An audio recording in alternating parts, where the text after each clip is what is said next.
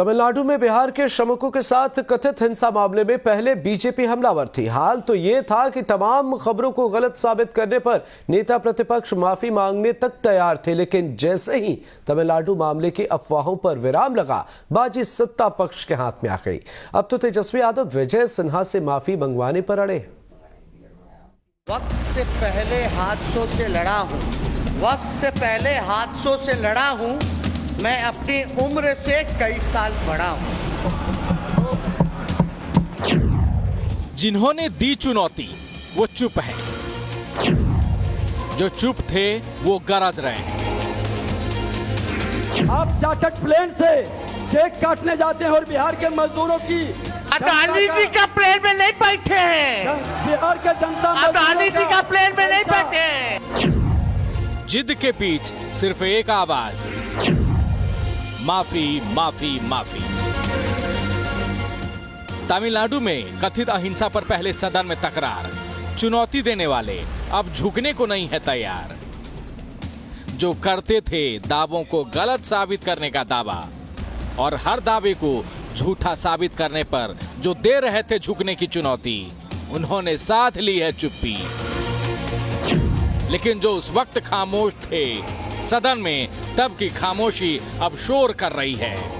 जो भी सूचना हो। सदन में डिप्टी सीएम तेजस्वी यादव अड़ गए हैं नेता प्रतिपक्ष से वादा निभाने पर, झुकाने पर, माफी मंगवाने पर। लेकिन ऐसे हालातों के लिए जिम्मेदार तेजस्वी नहीं, खुद नेता प्रतिपक्ष विजय सिन्हा हैं। मैं खुला चुनौती देता हूँ, एक टीम भेजिए और अगर जो झूठ होगा तो इसी सदन में हम लोग माफी मांगेंगे।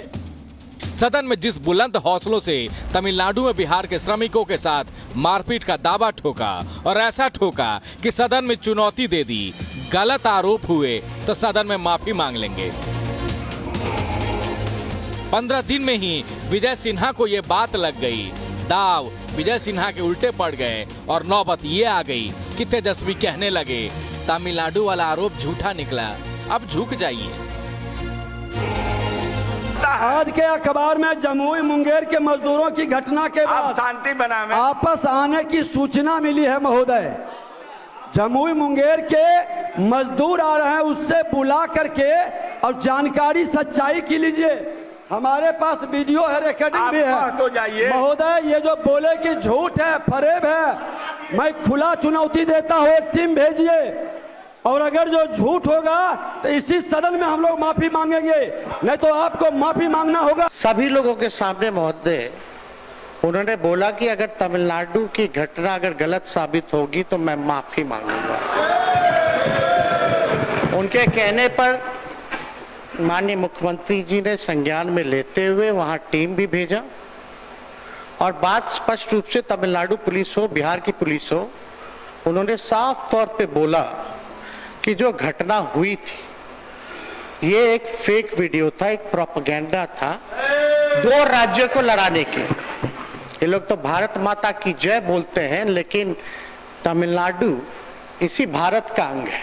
अब ये लोग कह रहे हैं कि हमको जो है माफी मांगना पड़ेगा, ये करना पड़ेगा, इस्तीफा मांग रहे थे, ईडी सीबीआई की जांच की बात कर रहे थे, उस पे हम आते हैं, लेकिन ये लोग तो चले गए। तमिलनाडु मामले पर विपक्ष के दाव उल्टे पड़े।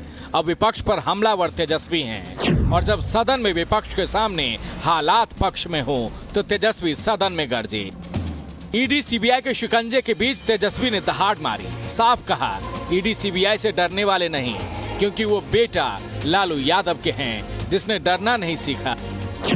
साथ ही सदन से तेजस्वी ने सीएम बनने की अफवाहों पर विराम भी लगाया, कहा नहीं बनना मुझे सीएम और ना ही नीतीश को पीएम, जो जिम्मेदारी मिली है उसी में खुश है। ना हमको मुख्यमंत्री बनना है, ना इनको प्रधानमंत्री बनना, हम जहां हैं वहां खुश हैं, इनके नेतृत्व में काम करने में खुशी है।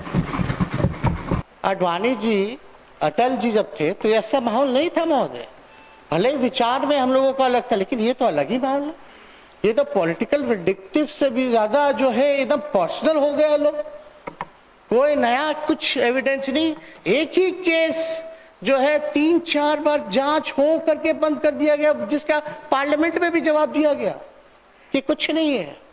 डीए केस हुआ हमारे पूरे परिवार पे, जब डीए केस हम लोग सुप्रीम कोर्ट से जीत गए तब भी लगे पड़े इन लोग। लेकिन इन लोगों का शातिरपना जो है चलने वाला नहीं। जब लालू जी ने डरे तो लालू जी का बेटा भी डरने वाला। जिद वाली बिहार की सियासत में अब आमने सामने तेजस्वी और विजय सिन्हा हैं। अब देखना होगा चुनौती देने वाले झुकते हैं या माफी मंगवाने पर अड़ने वाले।